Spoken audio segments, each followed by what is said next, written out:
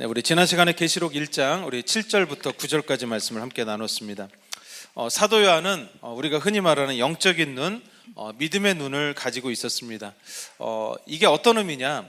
우리가 뭔가 좀 이 육신적인 세계가 아니라 뭔가 영적인 세계를 보는 눈이라고만 생각하실 수 있는데, 사실은 지금 현재에서 앞으로 미래에 일어나게 될 그 예수님께서 재림하시는 모습을 사도 요한은 볼 수 있었다고 말씀드렸죠. 하나님은 여러분 시간의 영향을 받지 않으십니다. 그렇기에 요한이 가졌던 이러한 눈은 하나님이 보시는 눈과 같다라고 말씀드렸죠. 그래서 영적인 눈이라고 하는 것은 하나님이 보시는 눈과 같이 볼 수 있는 거예요. 뭔가 이상한 세계를 보고 뭔가 신비로운 것만을 보는 게 아니라 하나님의 눈으로 사람을 볼 수 있고 하나님의 눈으로 우리의 환경을 볼 수 있다면, 여러분 우리는 영적인 눈을 가지고 있는 것입니다. 이 땅에 살아가고 있는 사람들은 크게 두 가지 종류로 나눌 수 있다고 그랬죠. 지금 현재를 똑같이 살아가고 있지만 아직도 과거의 시대를 살아가는 사람들이 있고, 이와는 반대로 사도 요한과 같이 그렇죠, 하나님의 눈으로 미래를 현재로 끌어와서 살아가는 사람들이 있다라고 말씀드렸습니다. 여러분 우리는 지금의 자리에서 여러분 미래 하나님의 결론으로 살아갈 수 있어야 된다라고 말씀드렸죠. 현재 상황을 보고 여러분이 낙심하고 두려워하고 주저하지 않고 하나님의 결론을 믿음으로 계속 선포하면서 여러분이 전진해야 될 줄로 믿습니다. 그게 여러분 영적인 눈을 가진 사람이에요. 하나님의 눈으로 볼 수 있는 사람이에요. 그래서 오늘 여러분의 자신도 하나님의 눈으로 볼 수 있고 또 환경도 하나님의 눈으로 볼 수 있어서 포기하지 않으시고 더욱더 주님을 향해서 믿음의 눈을 가지고 나갈 수 있는 저와 여러분이 되기를 원합니다. 또한 사도 요한이 마지막 때에 관한 계시를 받아서 기록한 것이 제가 요한의 삶 중에서 가장 크고 위대한 사역이었다 이렇게 말씀드렸죠. 요한의 시대뿐만 아니라 이 계시록은요, 오늘날 그리고 앞으로 주님의 재림을 맞이하게 될 그 세대까지 여러분 계속해서 읽어져야 되고 준비하게 하는 그런 책입니다. 그래서 여러분 이 요한계시록은 참 사도 요한이 쓴 책 중에서 가장 그렇죠, 큰 사역이다 이렇게 볼 수 있죠. 근데 이 계시가 임했던 장소가 어디라고 그랬죠? 반모섬이라고 그랬죠. 예, 반모섬은 여러분 중재인이 이제 유배지로서 이렇게 고통을 받았던 장소입니다. 지금은 이제 관광지로 바뀌었지만 이때 당시만 하더라도 이 중재를 범한 죄인들을 수용하면서 또 어디서 일을 했냐? 채석장에서 이제 돌 깨는 작업을 했대요. 여러분 돌 깨는 작업하다 보면 얼마나 많이 다칩니까? 그렇죠? 그러니까 도저히 희망도 없고 또 너무나도 힘든 고된 노역과 고통이 있는 곳에서 참 신비스럽게 하나님은 이 하늘의 문을 여셔서 여러분 중요한 가장 요한의 사역 중에 가장 중요한 여러분 계시록을 쓰게 하셨다는 거죠. 나중에 여러분 요한은요 반모섬에서 풀려나게 됩니다. 그리고 에베소에서 다시 목회를 하고 여러분 사도 중에 유일하게 늙어서 죽었다고 그랬죠. 예, 편안하고 이렇게 자유로울 때 계시를 주셔도 되잖아요. 근데 왜 하나님이 특히 반모섬을 택하셔서 이 계시를 주셨을까? 여기에 특별한 의미가 있을 수 있다라고 말씀드렸습니다. 여러분 우리 삶에도 때로는 이 요한과 같이 반모섬을 경험할 때가 있습니다. 환난과 고난이 찾아올 때도 있고 참 인생의 밑바닥에서 많이 힘들 때도 있을 것입니다. 또 물질적으로 너무나도 어려운 그런 궁핍한 상태일 수도 있습니다. 우리가 그 반모섬이 왜 왔는지를 자꾸 모르고 또 원망하면서 그렇게 보내는 것이 아니라 오늘 사도 요한을 통해서 우리는 이 반모섬이야말로 하나님의 특별한 무언가 계획이 있고 또 하나님의 특별한 목적이 있다라는 것을 우리는 깨달아야 될 줄로 믿습니다.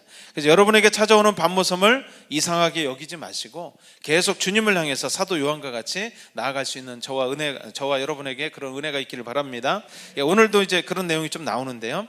자, 오늘은 계시록 1장 10절에서 마지막 절 20절까지 말씀을 나누겠는데요. 먼저 10절 말씀 한번 같이 읽어보겠습니다. 앞에 있습니다. 시작. 주의 날에 내가 성령에 감동되어 내 뒤에서 나는 나팔 소리 같은 큰 음성을 들으니. 네, 먼저 이제 오늘 계시록 1장 10절 말씀은 주의 날에라는 말로 시작을 하고 있죠. 여기서 그 주의 날이라는 그 문자적인 의미는요, 주께 속한 날이다 이런 뜻을 가지고 있어요. 여러분 주께 속한 날이 언제일까요? 예, 우리 여러분 주님께서 부활하신 날이죠. 이 날은 여러분 승리의 날이기 때문에 예배하고 감사하는 날입니다. 주님께서 부활하시기 전까지는 여러분 원래 토요일을 유대인들은 안식일로 지켜서 모여서 그렇죠? 요즘 말로 하면 예배를 드렸죠.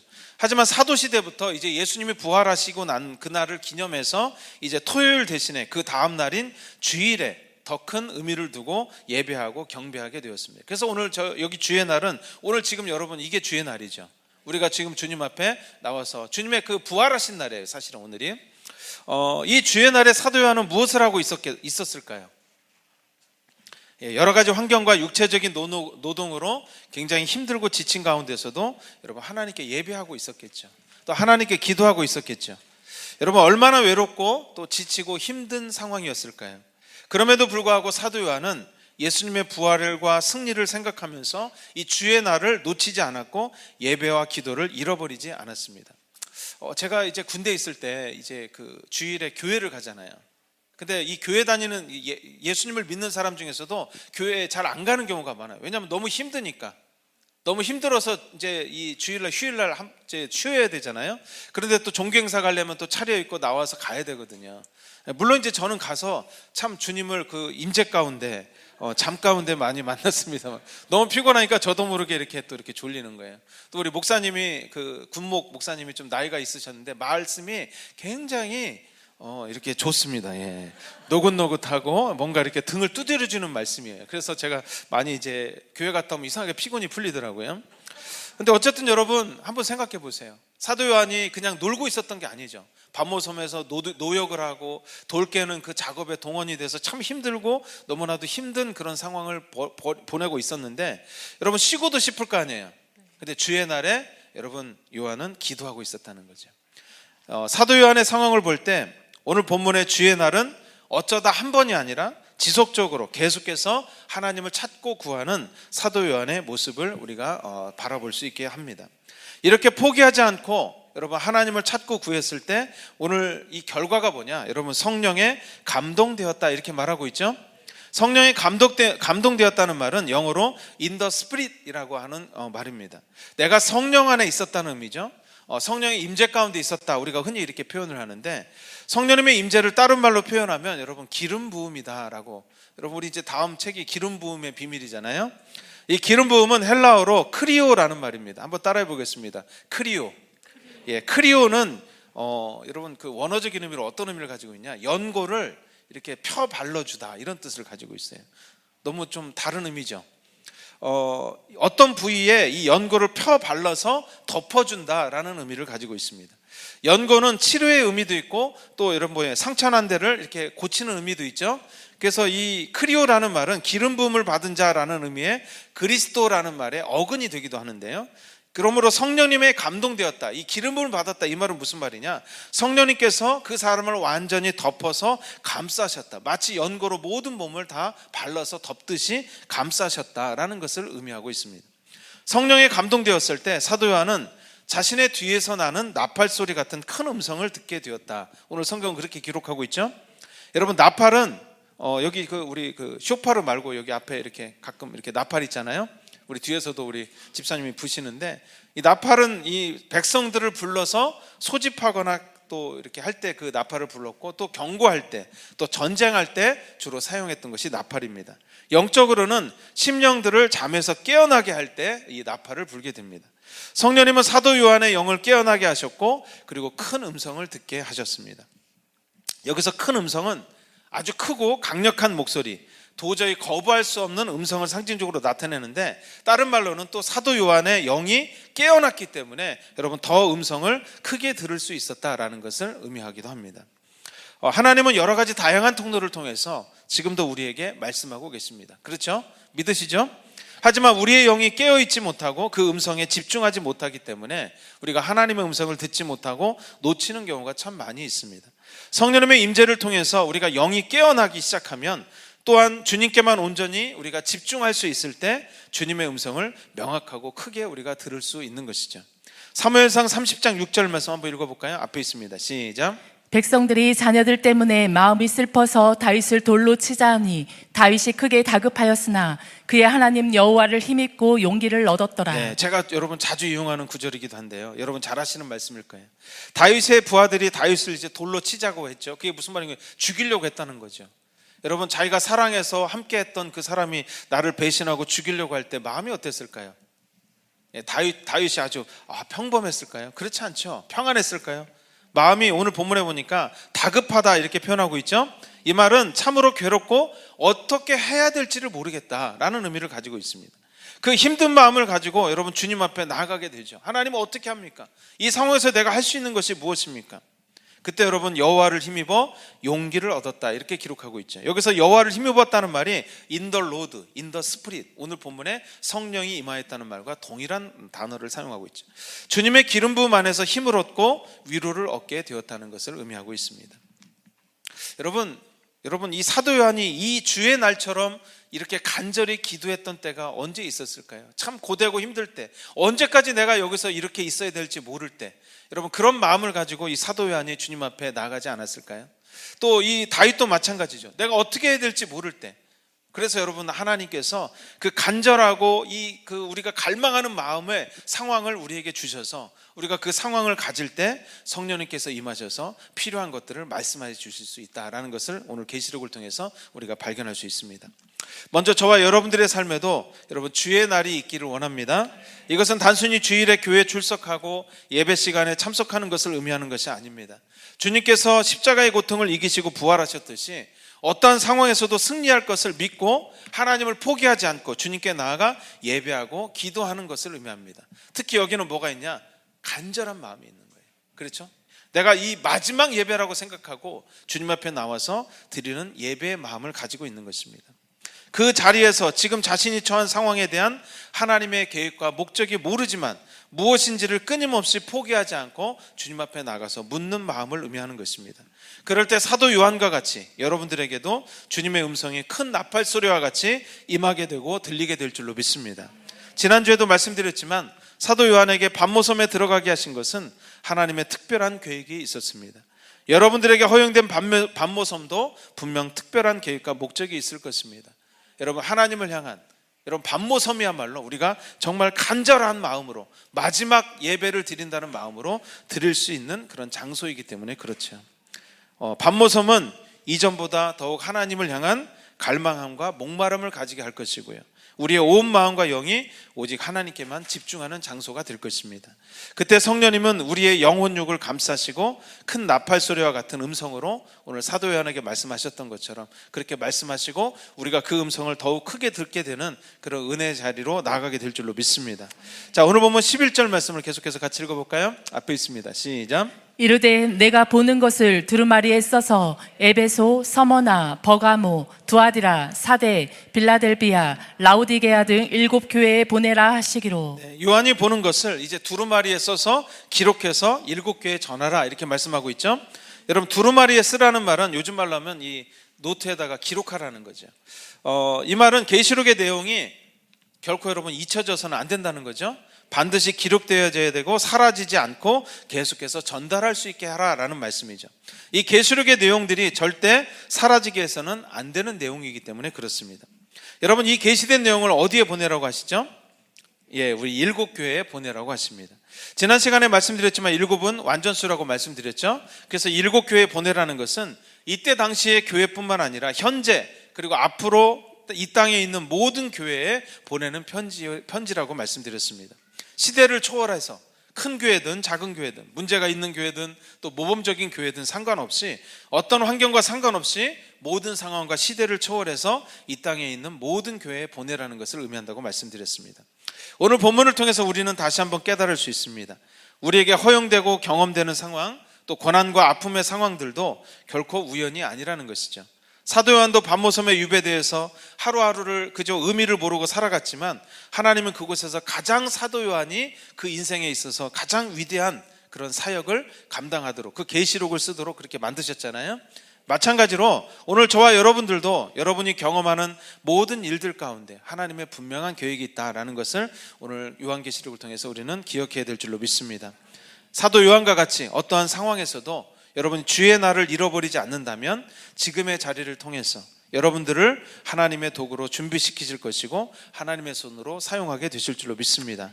지금의 자리를 피하고 떠나려고만 하지 마시고 지금의 자리가 부르심의 자리로 나아갈 수 있는 문이구나 라는 것을 여러분 꼭 기억하셔서 계속 어떤 상황에서도 간절한 마음으로 주의 날을 가지시는 저와 여러분이 되시기를 주님의 이름으로 간절히 축원합니다. 자, 계속해서 오늘 보면 12절 말씀을 같이 읽어봅니다. 앞에 있습니다. 시작. 몸을 돌이켜 나에게 말한 음성을 알아보려고 돌이킬 때에 7 금촛대를 보았는데. 자, 요한이 이 말씀하시는 분이 누구인지를 보기 위해서 몸을 돌이켰죠. 근데 제일 먼저 보이는 것이 일곱 금초대였다 이렇게 말씀하고 있습니다. 일곱 금초대 하면 여러분 그 성령님을 상징하는 이 스가랴서와 이사야가 보았던 여기 그 메노라 여기 앞에 있죠. 순금 이런 것들이 여러분이 많이 생각이 날 거예요. 그런데 오늘 본문의 일곱 촛대에 관해서 그것의 의미가 무엇인지를 주님께서 친히 설명해 주시는데요. 오늘 20절 말씀입니다. 우리 마지막 절 한번 읽어봅니다. 시작. 내가 본 것은 내 오른손에 일곱 별의 비밀과 또 일곱 금촛대라. 일곱 별은 일곱 교회의 사자요 일곱 촛대는 일곱 교회니라. 네, 일곱 별은 일곱 교회의 사자다 이렇게 말씀하고 있고 일곱 촛대는 뭐라고 그러고 있죠? 일곱 교회다 이렇게 말씀하고 있죠. 이 땅에 있는 교회들이 일곱 금촛대라는 말씀을 예수님이 하고 계신 거죠. 그러면 여러분 성령님을 상징한다고 그랬죠. 일곱 저 메누라는. 그럼 이러면 두 차이가 무엇인가 이렇게 좀 생각하실 수가 있는데 사실은 저는 같은 것이라고 말씀드리고 싶어요. 왜냐하면 주님께서 일곱 교회가 일곱 촛대라고 말씀하신 것은 그 지금 일곱 영이신 성령님과 완전히 연합되고 여러분 하나 되어 있는 그 교회를 말씀하고 계시기 때문에 그런 것이죠. 여기서 우리는 이 땅의 교회의 역할과 교회가 존재하는 의미에 대해서 알 수 있습니다. 여러분 촛대가 존재하는 목적이 뭐죠? 여러분 그 성소에서 그 촛대가 무슨 역할을 해요? 그렇죠. 어둠을 밝히는 역할을 하죠. 등대는 성막의 성소에서 유일하게 어둠을 밝히는 역할을 했던 것처럼 교회가 성령님으로 충만할 때 성령님과 온전히 연합할 때 이 어두운 세상에 빛을 비출 수 있고 또 등대와 같은 역할을 감당할 수 있는 것입니다. 저는 어둠에 막 어둠 속에 빛을 비춘다는 게 꼭 우리는 막 어둠의 영을 물리치고 뭔가 전쟁을 하고 막 싸워서 이런 것만 생각하는데 저는 그렇게 생각해요. 여러분 희망이 없는 곳에 희망을 줄 수 있어야 되는 거죠. 희망이 없는 인생에 빛을 비춰줄 수 있고 다시 그 빛을 통해서 일어설 수 있고 나아가게 할 수 있는 그런 역할이 바로 빛의 역할이라고 생각을 합니다. 요한복음 8장 12절 말씀 우리 이와 관련해서 한번 읽어봅니다. 앞에 있습니다. 시작. 예수께서 또 말씀하여 이르시되 나는 세상의 빛이니 나를 따르는 자는 어둠에 다니지 아니하고 생명의 빛을 얻으리라. 네, 교회의 역할은 바로 이런 역할이죠. 바로 그죠? 길을 찾지 못해서 방황하는 인생들이 등대와 같이 내가 이 길로 가면 희망이 있겠구나, 소망이 있겠구나, 이 빛을 비춰주는 것이 바로 이 교회의 역할이라고 할 수 있을 것입니다. 그래서 여러분 교회는 반드시 성령님과 함께 해야 될 줄로 믿습니다. 성령 충만한 교회가 하나님은 예수님은 그 교회로 보고 있는 거예요. 여기 일곱 별이라는 말도 나오죠.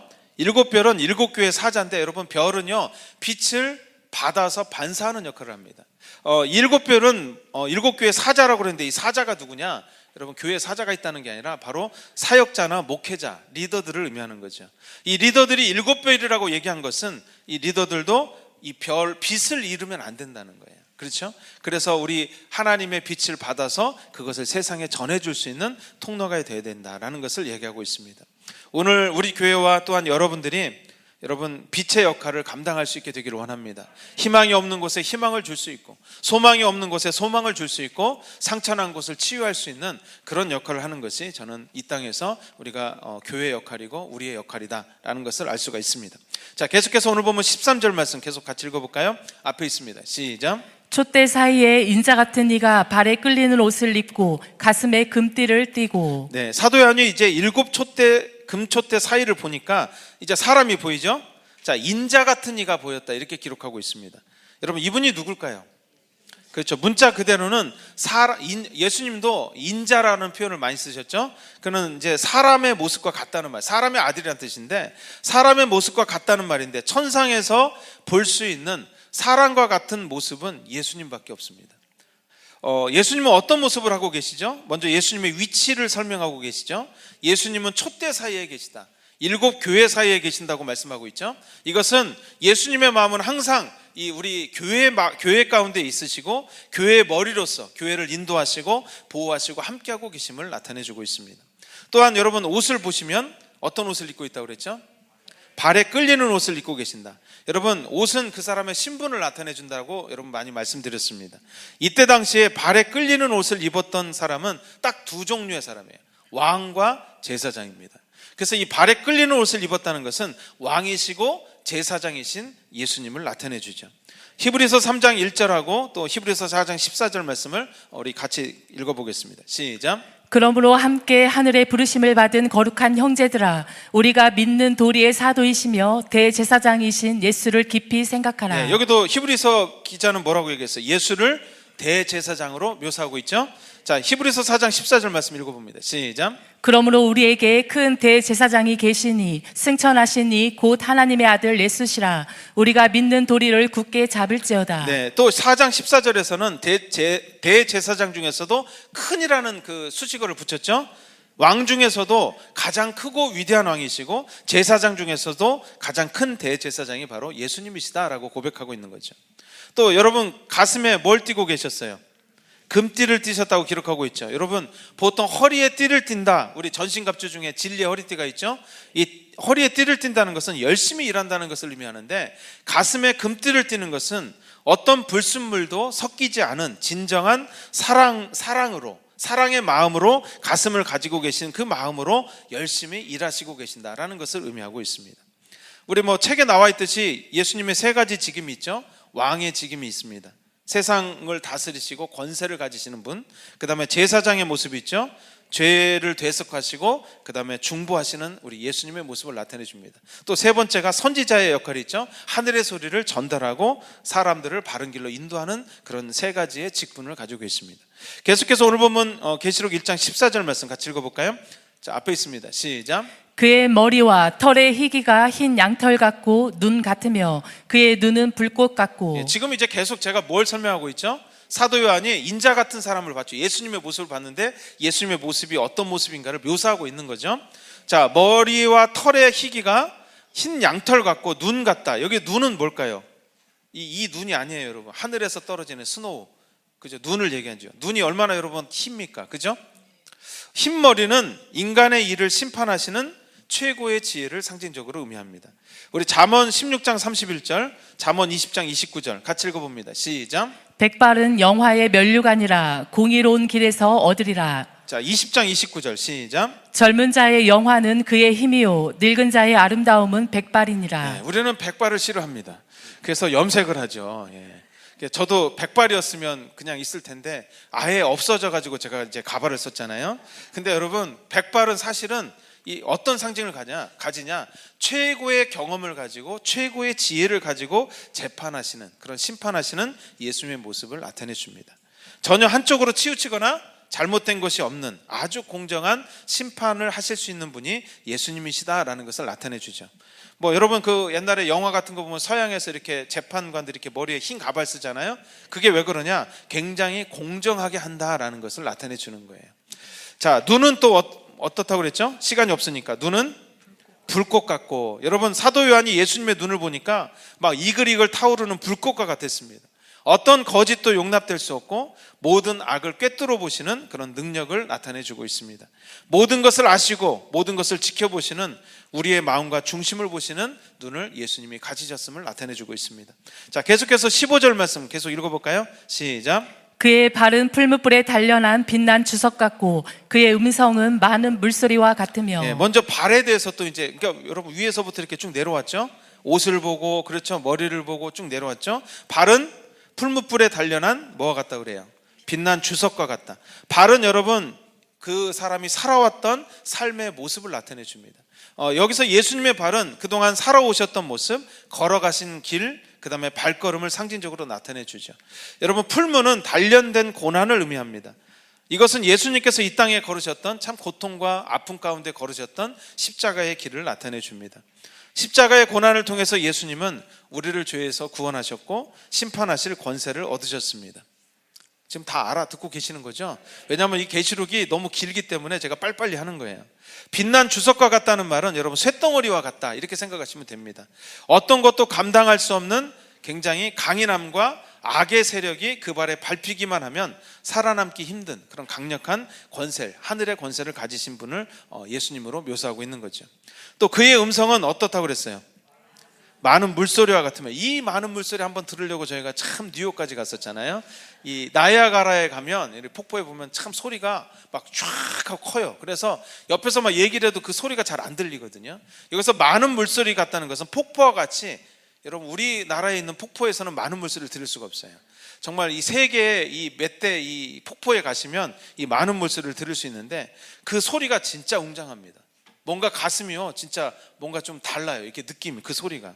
그래서 그 소리는 아무리 소리를 질러도 잘 들리지 않고 모든 소리를 다 먹어버리거든요. 이것은 무엇을 의미합니까? 아무도 거역할 수 없고 변명할 수 없는 위엄과 권세 있는 말씀을 가지신 예수님을 상징하고 있는 것이죠. 그렇죠? 자, 16절 말씀 계속 같이 읽어보겠습니다. 앞에 있습니다. 시작. 그의 오른손에 7 별이 있고 그의 입에서 좌우에 날선 검이 나오고 그 얼굴은 해가 힘있게 비치는 것 같더라. 네, 그의 오른손에 뭐가 있어요? 7별. 아까 7별은 뭘 상징한다고 그랬죠? 7교회 사자를 그 목회자나 리더를 의미한다고 말씀하셨죠. 오른손은 예수님의 권세 있는 능력의 손을 의미합니다. 그리고 보호하고 안전하게 지켜주신다는 의미를 가지고 있습니다. 그러므로 그 능력의 손에 있으면 어떠한 어둠의 세력으로부터도 보호되고 안전하게 지키고 계시는 모습을 나타내주고 있죠.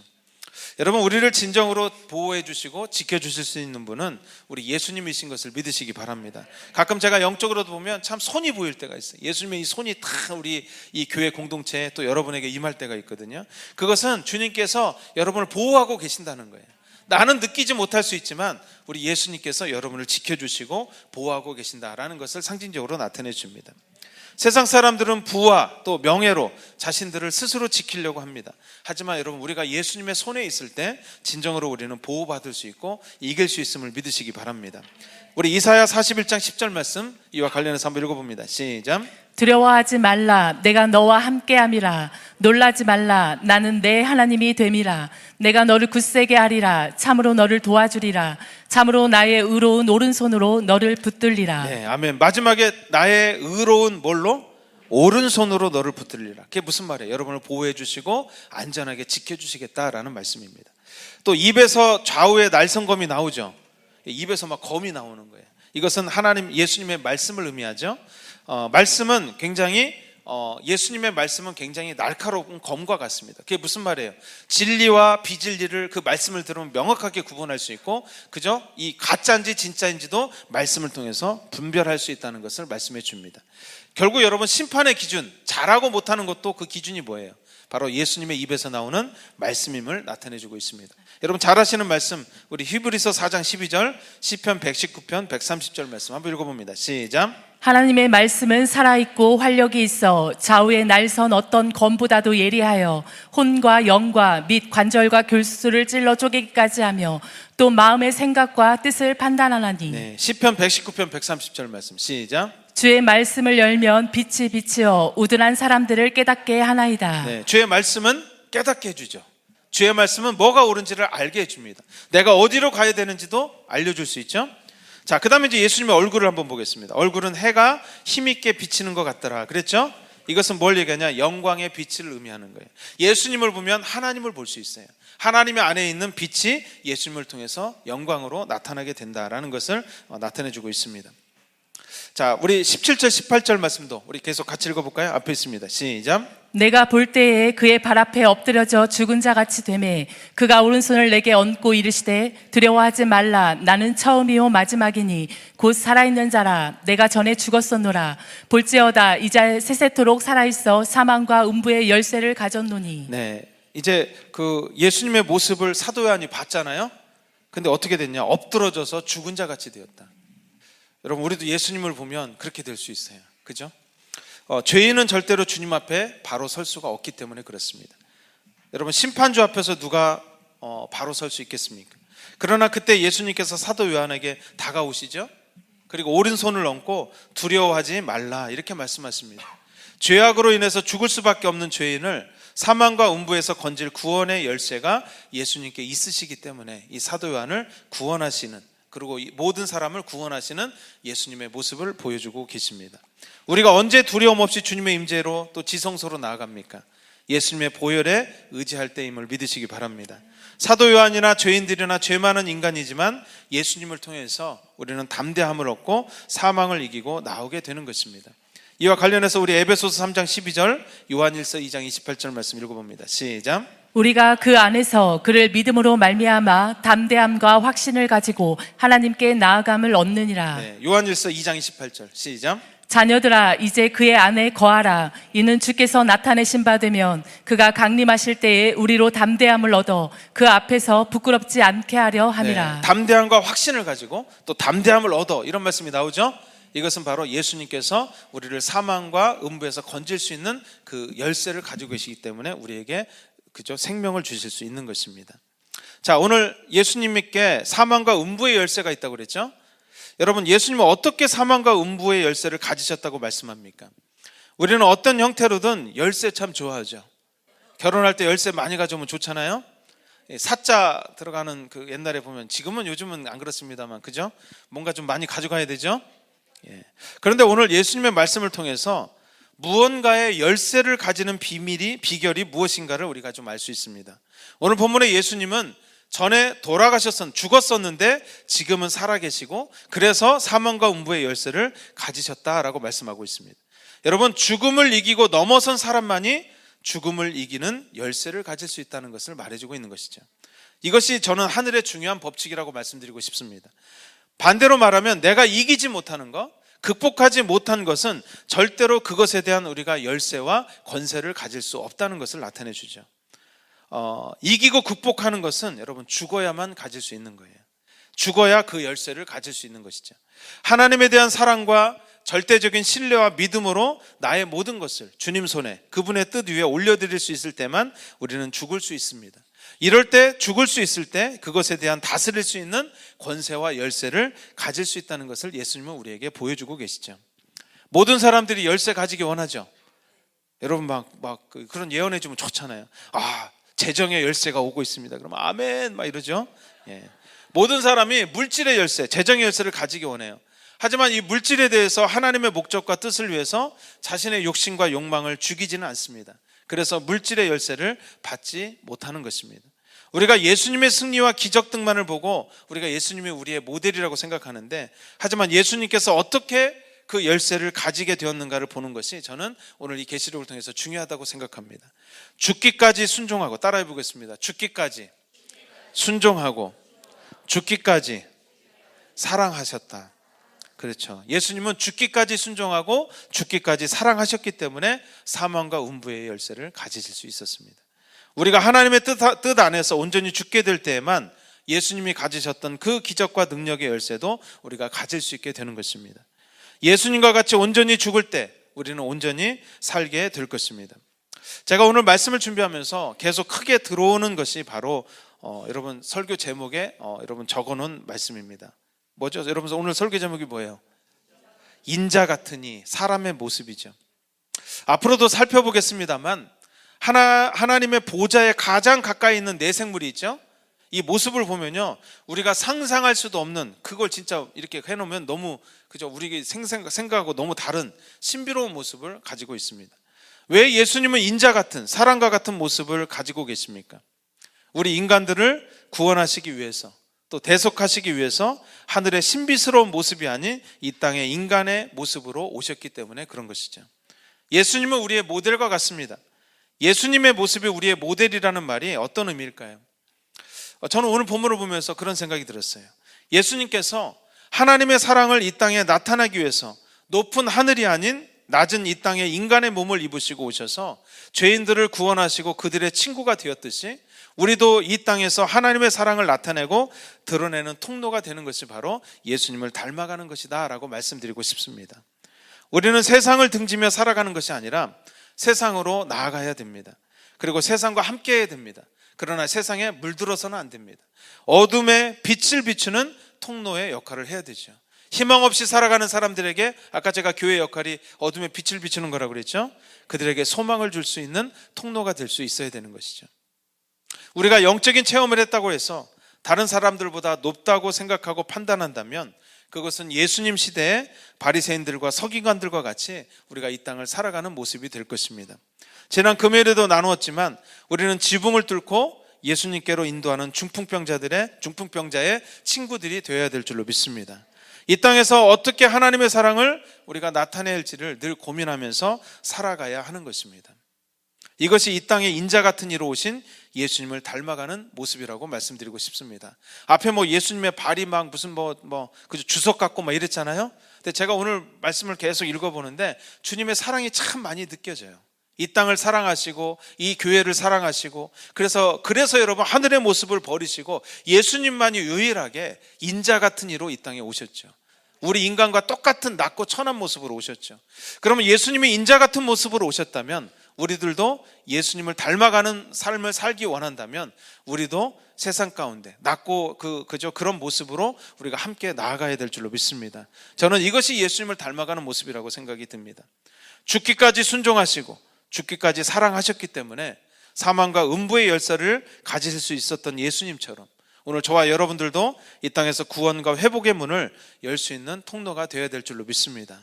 그렇죠. 우리가 영적이라는 것은 바로 그런 거예요. 하나님의 눈으로 볼 수 있고 하나님의 눈으로 여러분 사랑하고 하나님의 마음으로 예수님의 마음으로 인자 같은 모습으로 사랑과 같은 모습으로 낮아지셨던 것처럼 우리도 낮은 모습으로 나아가서 여러분 세상에 주님의 사랑을 널리 전하는 것이 바로 예수님의 모델이 되고 예수님을 우리가 모델로 삼고 예수님과 같이 되는 것이다 라고 말씀드리고 싶습니다. 그렇죠? 그래서 우리가 뭔가 다르다라고 생각하는 것이 아니라 예수님의 마음을 가지고 이 세상을 나갈 때 여러분 그것이 교회의 역할이고 그것이 이 어두운 세상에 빛을 비추는 것이라고 말씀드리고 싶습니다. 오늘 저와 여러분에게 그 주님의 사랑이 부어지기를 원합니다. 그 사랑이 채워지기를 원합니다. 저는 빛은 사랑이라고 말씀드리고 싶어요. 어둠을 예수님이 이길 수 있었던 것은 하나님의 사랑이 그 안에 너무 가득하게 있었기 때문에 결국 승리하셨다고 생각합니다. 오늘 저와 여러분들도 이 땅에서 여러분 어둠을 이기고 또 승리할 수 있는 비결은 주님의 사랑을 가지는 것입니다. 주님의 사랑으로 모든 것을 덮는 것입니다. 성령님이 우리를 덮는다는 것은 바로 이 주님의 사랑으로 우리를 덮는다는 것을 의미합니다. 여러분 우리가 언제 바뀌었습니까? 주님의 사랑이 나를 덮고 있을 때 우리가 바뀌게 되는 것이죠. 그래서 오늘 저와 여러분의 마음에 오늘 주님께서 부으시는 그 사랑을 여러분 다 채우시고 여러분 이 땅에서 빛의 역할을 감당할 수 있는 오늘 저와 여러분이 될 수 있기를 주님의 이름으로 간절히 축원합니다. 함께 기도하겠습니다.